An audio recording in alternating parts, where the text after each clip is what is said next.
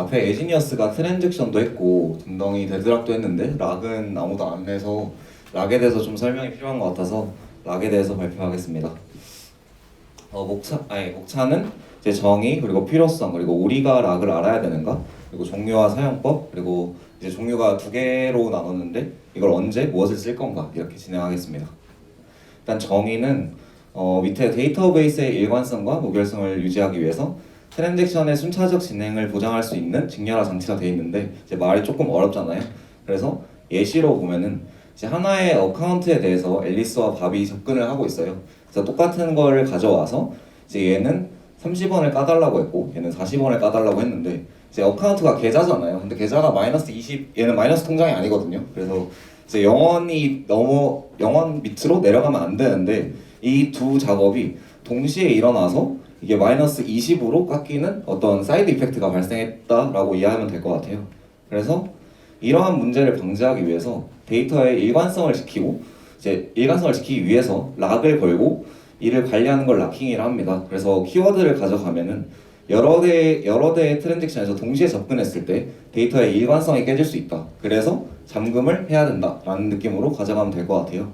그래서 필요성은 이제 예를 들어서 제가 3,000원이 있는데 호돌과 디디가 3,000원씩 입금을 했어요. 그럼 저는 9,000원이 있어야 되잖아요, 총. 근데 이 두 개가 동시에 일어나서 제 계좌에 6,000원밖에 안 생긴 거예요. 이런 경우도 이제 락이 필요했던 거고 이제 제가 토비의 스프링을 빌렸는데 범블비도 동시에 그걸 같이 빌린 거예요. 근데 토비의 스프링은 한 권인데 둘 다 빌린 걸로 처리가 돼버린 거죠. 이런 경우도 락이 필요합니다. 그래서 아까 말했던 것처럼 동시에 접근해서 수정하려고 할 때 데이터베이스 일관성이 깨질 수 있다. 그래서 우리가 락을 알아야 된다. 근데 이게 어쨌든 DB 개념이니까 DBA가 해주지 않을까? 나는 한 번도 써본 적 없이 개발했는데 아니면 그냥 알고만 있으면 되는 거지? 이런 느낌으로 저는 처음에 생각을 했는데 아까 보여드린 예제처럼 이러한 것들을 개발을 하게 될 거잖아요, 여러분들이. 그래서 뭔가 알아야 되는 걸로 생각했습니다, 저는. 그래서 이제 종류에 대해서 얘기해 드리겠습니다. 먼저 옵티미스틱 락이 있는데 이제 뜻에서 저게 낙관적인이라는 뜻인데 이게 이제 긍정적인 이런 뜻이잖아요. 그래서 아까와 같이 동시에 접근했을 때 이러한 충돌이 나지 않을 거다라고 낙관적으로 보는 거예요. 그래서 이거는 충돌이 발생하지 않을 거다라고 보는 거고 그렇기 때문에 충돌이 안 날 거니까 락을 걸 이유가 없잖아요. 충돌이 안 날 거라고 보기 때문에. 그래서 락을 안 거는 방식입니다. 그래서 이게 동작 원리인데 이제 저 첫 번째 클라이언트가 오더를 하나 달라고 요청을 보냈어요. 그리고 두 번째도 오더를 달라고 요청을 했는데 얘는 이 버전이라는 걸 통해서 관리를 해요. 그래서 DB의 버전이 이미 있고 이제 이때 조회할 때 둘 다 버전이 1인 걸 조회했어요. 그래서 얘가 먼저 새로운 뭔가 오더 라인을 하나 추가하고 그 다음에 얘를 이제 트랜잭션을 커밋을 한 거죠. 그러면은 얘가 커밋을 하는 시점에 이 버전 값도 하나 올리는 거예요. 그래서 이때 버전 값은 2가 되고 그러면은 이제 얘도 하나 추가하고 이제 얘도 커밋을 하려고 했는데 얘가 가져올 때 버전은 1이었잖아요. 근데 이때 버전은 이미 2가 되어 있잖아요. 그래서 이때 옵티미스틱 락 익셉션을 터뜨리는 게 이제 옵티미스틱 락이 동작하는 방식입니다. 그래서 버전을 사용해서 이를 관리하고 이제 DB 딴에는 아무것도 건 게 없잖아요. 단순히 버전이라는 정보 그냥 칼럼 하나를 통해서 관리하기 때문에 어플리케이션 레이어에서 거는 락이라고 하고 이제 충돌이 안 생길 거라고 하지만 충돌이 나는 경우에 이를 그냥 방지하는 정도다라고 생각해서 충돌 방지라고 적었습니다. 그래서 얘는 JPA를 사용하시면 저 버전이라는 어노테이션을 통해서 그냥 저것만 달아주면 알아서 이게 다 동작을 하거든요.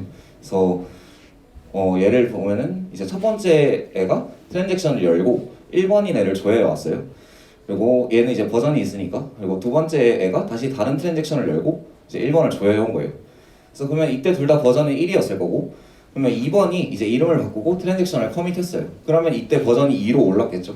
근데 이 상태에서 이제 1번 트랜잭션에서 얘를 다시 바꾸려고 하면은 이제 가져온 버전과 이제 현재 버전이 다르기 때문에 충돌이 나서 여기 익셉션이 터집니다. 그리고 이거랑 다르게 패시미스틱 락은 이제 비관적인이라는 뜻인데 얘는 이제 충돌이 무조건 날 거라고 생각을 하는 거예요. 그래서 미리 잠금을 걸어요. 어차피 충돌 날 거니까 내가 건들 때 너 다른 애들 건들지 마라고. 그래서 선점적인이라는 의미로도 사용이 되는데 이제 아까 위에 말했던 것처럼 내가 먼저 건드니까 다른 애들은 건들지 마라. 그래서 얘가 먼저 잡는다 이런 느낌으로 사용이 돼요. 그래서 얘는 아까랑 똑같은 건데 이제 클라이언트에서 오더를 하나 가져왔고 얘도 이제 가져오려고 하는데 이제 얘는 가져왔고 이제 얘가 가져오려 할 때 웨이팅 타임이 이만큼 걸려요. 얘가 끝날 때까지 접근이 안 되는 거죠. 그래서 얘가 끝나면 그제서야 오더를 가져오는 방식입니다. 그래서 이거는 이제 뒤에다 설명할게요. 그래서 가져올 때부터 DB에 바로 락을 걸고, 그래서 데이터베이스에서 실제 락이 걸리고 이제 얘만 그걸 가져올 수 있기 때문에 무결성의 장점이 있지만 이제 둔던 그것처럼 락을 실제로 걸기 때문에 데드락의 위험성이 있습니다. 그래서 보통 락을 검색하면 쉐어드 락, 익스클루시브 락이 먼저 나와요. 근데 이게 아까 패스미스틱에서 여기서 지금 얘는 지금 읽어보지도 못하고 기다리고 있잖아요. 그래서 이런 경우는 이 밑에 익스클루시브 락이라고 해서 다른 사용자들이 읽기도 못하게 하는 거를 익스클루시브 락이라고 하고, 이제 쉐어드 락은 읽을 수는 있지만 다른 거는 할 수 없는 락을 쉐어드 락이라고 합니다. 그래서 이것도 구현을 보면은 이제 쟤는 버전이라는 게 없잖아요. 물론 버전을 사용할 수는 있거든요. 근데 버전이 없고, 이제 트랜잭션 첫 번째 거 아까랑 똑같은 예제예요. 트랜잭션 첫 번째 걸 열고 1번을 가져왔어요. 근데 얘는 패스미스틱으로 걸었어요. 근데 이 라이트는 여기 있는 락 모드 타입을 통해서 아까 쉐어드를 할지 익스클루시브를 할지 결정할 수 있는데 얘는 익스클루시브거든요 지금. 그래서 그러면 이거면 아까 읽기도 안 된다고 했잖아요. 그러면 이제 얘가 두 번째 트랜잭션에서 읽었는데 이때 이름을 변경하려고 해요. 근데 여기서 터지거든요. 그래서 이거는 디버거 돌려보시면 아는데 어쨌든 여기서 터져요. 그래서 이 밑에 로직이 아예 수행 안 되고 그냥 이 가져오는 시점에서부터 터지는 방식으로 동작한다라고 설명할 수 있을 것 같아요. 그래서 간단 정리하면은 이 위에 세 개는 뭐 아까 설명한 거랑 똑같고, 그래서 옵티미스틱 락은 실제로 락을 걸지 않기 때문에 데드락 가능성이 적으면 성능의 이점을 가져갈 수 있지만 충돌이 발생하면 그 버전을 올리는 시점이 커밋하는 시점이거든요. 그럼 그 위에 수행됐던 모든 게 다 롤백되는 그런 단점이 있습니다. 대신 얘는 먼저 락을 걸기 때문에 무결성을 지키기 용이하지만 충돌이 없으면 그 데이터를 잡고 있는 락 자체가 비용이기 때문에 오버헤드가 발생할 수 있습니다.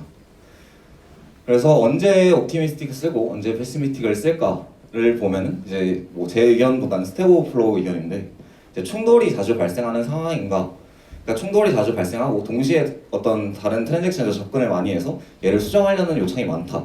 그러면은 패시미스틱이 좀 더 적절하겠죠.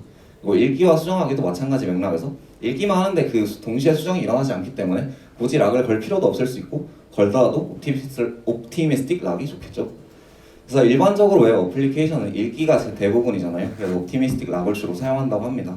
그리고 추가 여담인데 그 요즘에 옵티미스틱 락이 아까 그 오버헤드가 크다고 했잖아요. 이 위에 롤백하는 과정이. 근데 이 오버헤드도 많이 줄어들어서 그냥 수정하기가 자주 일어나는 곳에서도 패스미스틱 말고 옵티미스틱도 많이 쓴다고 합니다.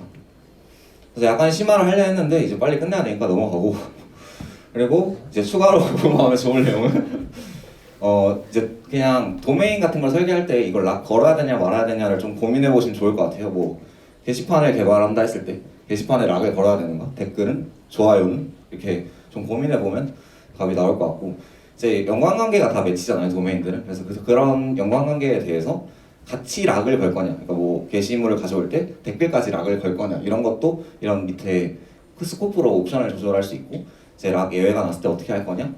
그리고 이제 락이 결국 트랜잭션이랑 다 같이 연결돼서 동작을 하기 때문에 그 뭔가 트랜잭션 뭐 아이솔레이션 수준을 여기로 설정해 놓고 그 다음에 락은 뭘 걸고 이렇게 해서 다양한 상황을 연출해 보면 좀 이해하는 데 도움이 되시지 않을까 싶습니다. 네, 끝입니다.